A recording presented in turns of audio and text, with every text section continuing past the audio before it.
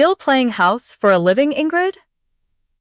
Preston's voice carried clean across the nearest four tables, pitched at the precise volume of a man who has never once had a reason to keep himself in check. He tilted his head towards the small crowd gathered around him, making sure they were paying attention. Interior design, good for you.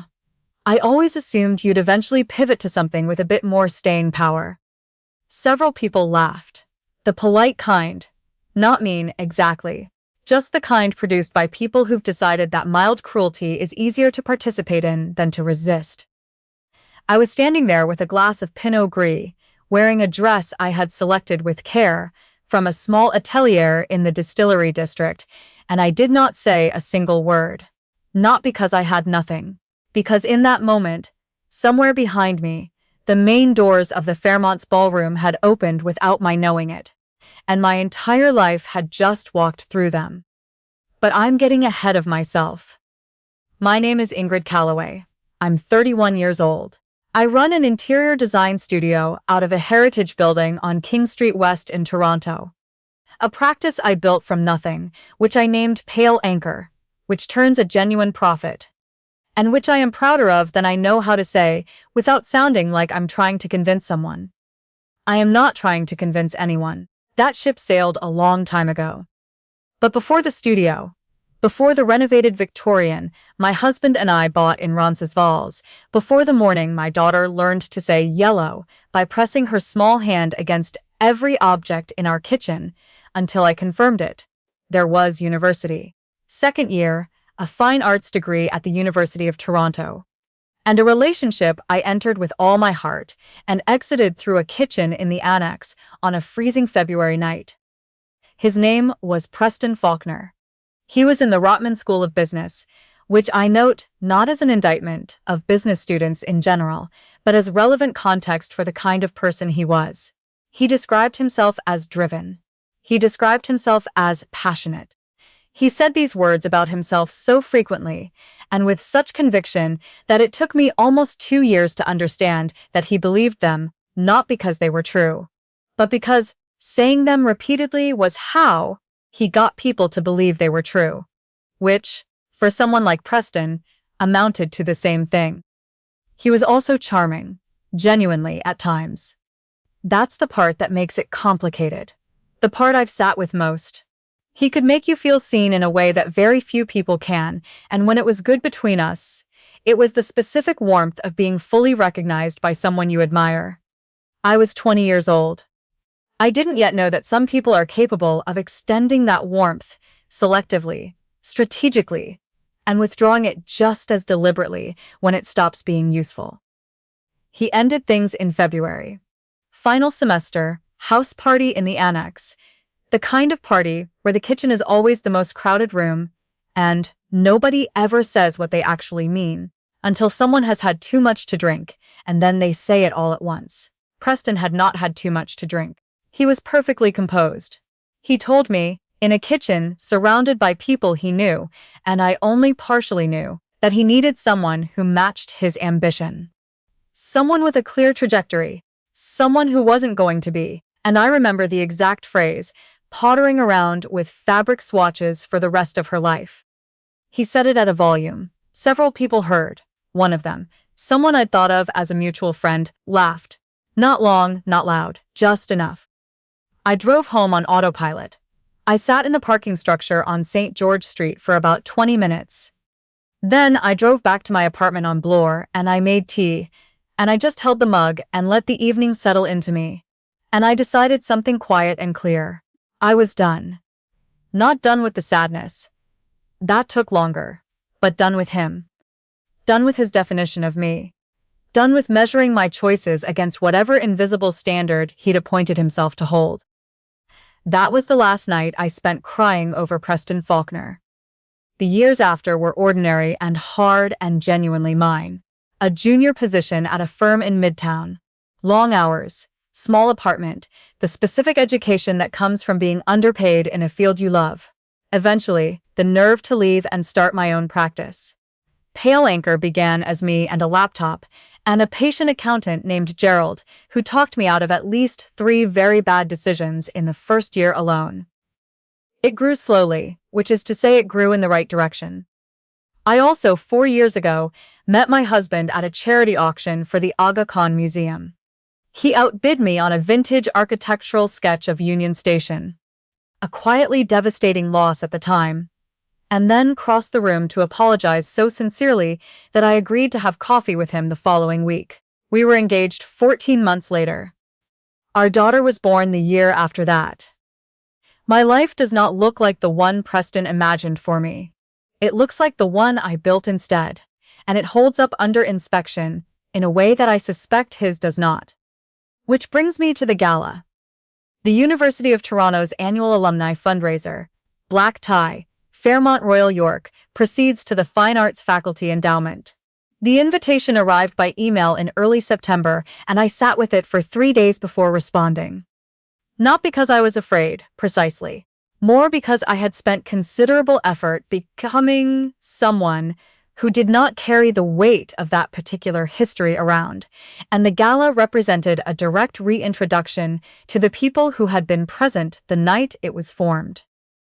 But I had also quietly donated to this very endowment twice in the past 2 years through the studio's charitable giving account. My name was going to be in the program regardless.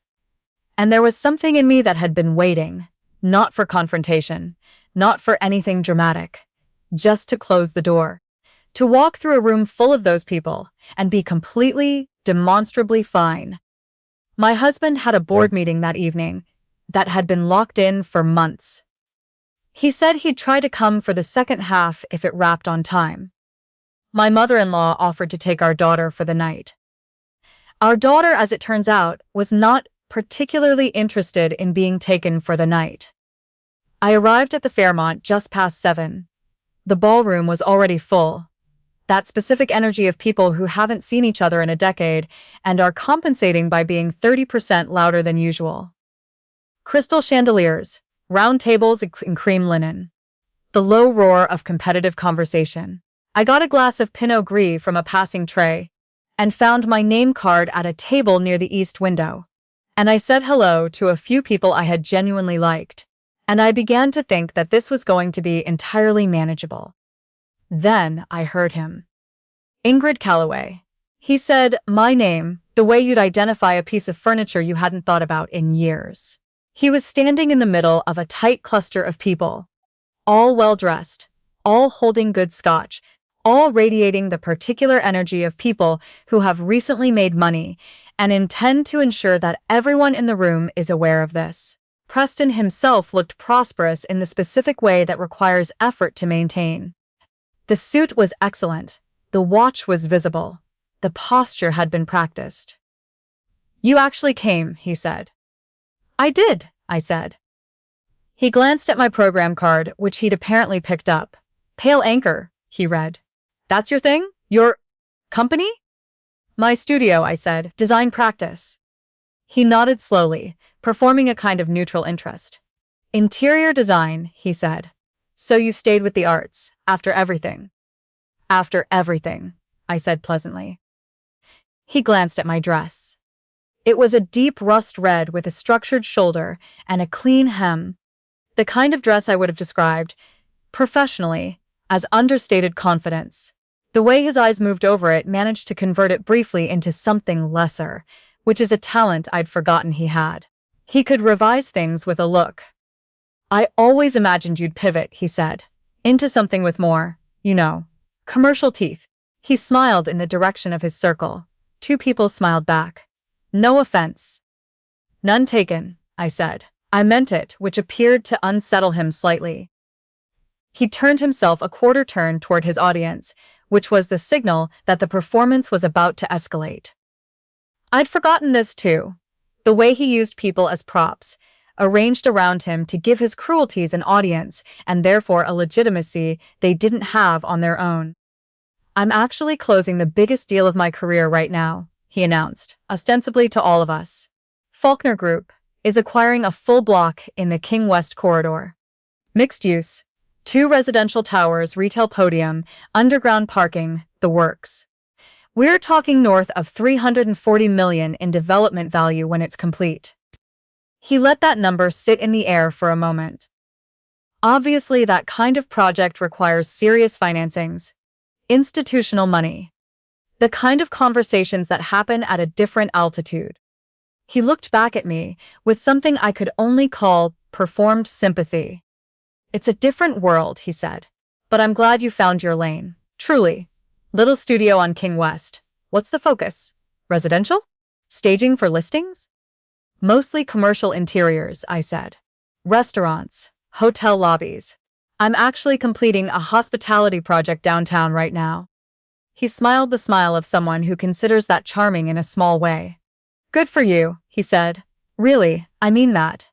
He paused just long enough. You look tired, though. You doing all right? And that was the line that was designed to land.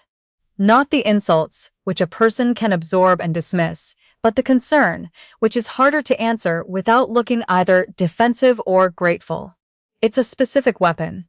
I had forgotten he knew how to use it. I opened my mouth. And then the ballroom doors at the far end of the room swung open. What happened was not cinematic. There was no sudden hush, no dramatic pause in the music. What happened was subtler and more real. The conversations closest to the door simply trailed off, and that quiet moved inward in a ripple, the way silence actually travels through a crowded room. Gradually, unevenly, until the ambient noise had dropped enough that the sound of small running footsteps on a parquet floor was the clearest thing in the space. A child in a yellow dress came running across the ballroom at full speed. Dark hair loose, dress slightly askew, expression of complete and laser-focused determination. She'd spotted me from the doorway, and she was navigating between tables and chairs the way children do, without fully slowing down, expecting the world to part for her, which it did. She hit me at approximately her full body weight, both arms going around my waist. She tipped her face up to mine, entirely pleased with herself. Daddy's meeting finished early. Grandma said I could come. I told her you'd want us here. I heard Preston very quietly beside me. You have a kid. I do, I said. I crouched down to her level and fixed the ribbon at the back of her hair, which had come mostly undone in her sprint. Didn't I say to wait by the door with Daddy? He's right there, she said, pointing. I looked up. My husband was crossing the ballroom toward us.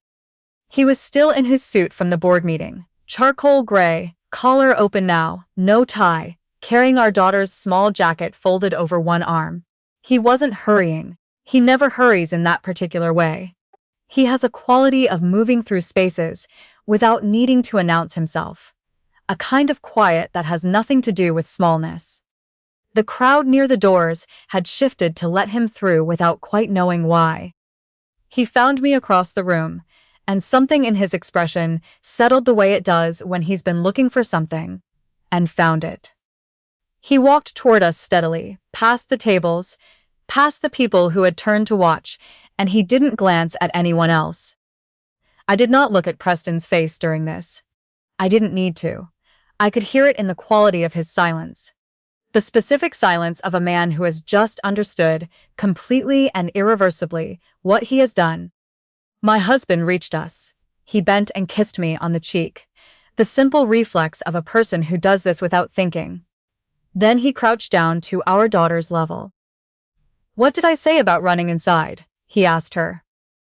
She considered this with great seriousness. You said walk quickly. He laughed, low and real, and stood up. And then he turned to look at Preston. Preston was holding his glass so carefully. It might have been evidence. He had the look of a man who has been shown the exact distance between where he thought he was standing and where he actually was. Rees. He said my husband's name with the particular carefulness of someone who is very aware of what they are saying. I had no idea. I wasn't aware that you and Ingrid were. My husband said nothing. He simply held Preston's gaze with an expression that was not unkind, and was not warm, and was entirely, perfectly clear. Together, Preston finished, quietly. Married, my husband said. Going on 5 years. He did not remove his hand from where it had settled on my shoulder. I came through the main doors a few minutes ago. I heard the tail end of the conversation from across the room. The quiet around us had expanded. I was aware of people at the nearest tables, watching with the stillness of an audience that senses it is witnessing something genuine. Reese, I can explain. If there's any way to discuss this privately, whatever you heard, I can absolutely. Your King West proposal, my husband said. He reached into his breast pocket and produced nothing. No pen, no card, nothing theatrical. He simply stood there, evenly, and kept speaking. Faulkner Group's application for institutional bridge financing. I reviewed the full file this morning. The project has some interesting fundamentals. Preston exhaled. Then you know there's real value there. I also know, my husband continued, with no change in tone, that we don't just fund projects, we fund the people running them. Due diligence on character is the same process as due diligence on financials. Same rigor, same standard. He paused. A person who treats the people around them with contempt when they believe nothing consequential is at stake. That's a data point. And it's not a small one. Preston's mouth opened, closed. The hand holding his scotch had gone very still. You'll receive our formal decision in writing early next week, my husband said. But I'll tell you now, so you have time to explore other arrangements. The silence in our immediate area had the specific quality of a room where everyone has stopped pretending to have side conversations. I was aware of people watching us the way you watch something resolve. Not with pleasure, exactly, but with that deep involuntary satisfaction that arrives when a thing lands in exactly the place it was always going to land. Preston looked at me, just once, briefly, not with anger but with something closer to a horrible, dawning recognition. Like he was replaying the last half hour and understanding, detail by detail, every single mistake inside it. I didn't know, he said. His voice had lost all of its shape. Ingrid, I genuinely didn't know. I know, I said. And I meant it plainly, without comfort and without malice. He hadn't known. That was not the point. That was precisely not the point. My husband looked at me, a quiet question. I'm ready to go, I said. He nodded. Our daughter had already located his free hand and was holding it with the proprietary calm of someone who considers herself the third authority in any rooms she enters. We thanked the people at the table who'd been kind enough not to pretend they hadn't seen anything. I said a real goodbye to two women I had actually been glad to see that evening. And then we walked out of the Fairmont Royal York's ballroom, the three of us, through the same doors my husband had come in, through maybe 12 minutes earlier. I didn't look back at Preston. There was nothing behind me that I needed to carry. The night outside was cool. That particular September cool that arrives in Toronto when summer stops insisting on itself and autumn simply takes over without announcement. Our daughter lasted exactly 1 city block on foot before demanding to be carried, a request my husband met without comment or complaint. She was asleep against his shoulder before we reached the streetcar stop. We found a dumpling restaurant on Spadina that was still busy, the kind of place that earns its lineups honestly. Laminate menus, paper placemats, a sauce list written in marker on a whiteboard above the counter, and food that makes you slightly angry you waited this long to come. We took a corner booth. Our daughter slept across an entire bench, still in her yellow dress, her small jacket tucked over her like a blanket. My husband poured us both tea from a squat ceramic pot, and we talked about ordinary things for a while. His board meeting, a project I had running in the beaches. Whether our daughter was finally ready for the swimming lessons we had been diplomatically avoiding. At some point between the second round of dumplings and the third cup of tea, I said, "How much did you hear?" from the door. He considered this honestly. He always considers things honestly, which is one of the facts about him that I return to often. Enough to understand what was happening, he said. The tired comment. The bit about small studios. It's not a small studio, I said. No, he said, it's not. Did I do all right? I asked. And I wasn't asking about anything that had happened after he arrived. I was asking about the 20 minutes before it, the 20 minutes when it was just me and Preston and a circle of people who had decided to watch. He looked at me across the teacups. "You didn't give him anything," he said. "You were just completely yourself." That was exactly right. I thought about that. The thing about being belittled by someone who used to know you is that it doesn't simply wash off, not in the moment. It goes somewhere shallow and temporary, but real. You feel it, and then you breathe. And you remember who you actually are. And the feeling passes. But the passage takes effort. It takes knowing yourself well enough to have something to return to. I knew what I was returning to. The studio. The Victorian on Roncesvalles that still needed new eaves on the north side. The Sunday mornings where my daughter wakes up before we do and comes to find us carrying one of her coloring books as a justification for the intrusion. The whole quiet, specific, irreplaceable texture of a life built in the right direction. "I almost didn't go tonight," I said. "I know you almost didn't. I'm glad I did. But not for any of the reasons I was afraid I'd be glad." I turned my teacup in my hands. I didn't need the other stuff to happen. I'd already gotten what I came for before he even walked over. My husband raised an eyebrow slightly. "What did you come for?" "To walk into that room," I said. "To be completely fine. To understand that it was all just history now, and that history doesn't get to do anything to you that you don't let it." I paused. I had that figured out before he said a word. "And then he said many words," my husband said. "He did," I agreed. "And then you showed up." He smiled. A private, real smile, the kind he doesn't distribute widely. "Our daughter showed up first," he said. "She did." I looked at her sleeping across the bench, one hand tucked under her cheek, entirely unbothered by the world. She had been so certain we'd want her there. She had run across an entire hotel ballroom in complete confidence that her arrival would be welcome. 5 years old and already clearer on her own worth than most adults manage to become. "She's going to be something," I said. "She already is," my husband said. We left Spadina just before 11. Our daughter lifted carefully by my husband and settled back onto his shoulder. We took the King streetcar west because she loves the streetcar even asleep. On some principle, we have mutually agreed not to examine. The city slid past the windows. Lit up. Ordinary. Full of people living their own particular Saturday nights, most of them completely unconcerned with anything that had happened in a Fairmont ballroom 2 hours prior. As it should be. I have thought about that evening a number of times since then, and what I keep returning to is not the moment Preston's face changed, or the particular precision of my husband's words, or even the sight of my daughter in her yellow dress crossing that floor like she owned it. What I keep returning to is the 20 minutes before any of that. The long inhale before the entrance. The wine glass steady in my hand. The choice not to let a single word of his land anywhere it wasn't invited. That part had nothing to do with anyone else. That part was just me, standing in a room where someone was trying to make me small and not becoming small.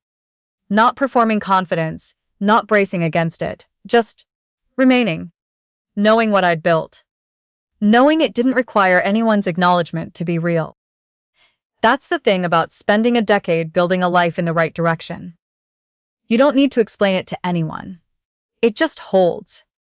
In the way that things built properly tend to hold. Steadily, quietly, without requiring a room full of witnesses to confirm that it's there. The kind of life that fits you from the inside out. The kind that holds up fine at 11 o'clock on a Saturday night, on a half-empty streetcar heading west through a city you love, with your daughter. Asleep on someone's shoulder and a good meal behind you, and genuinely nothing left to prove. That's the only kind worth building, as far as I've ever been able to tell.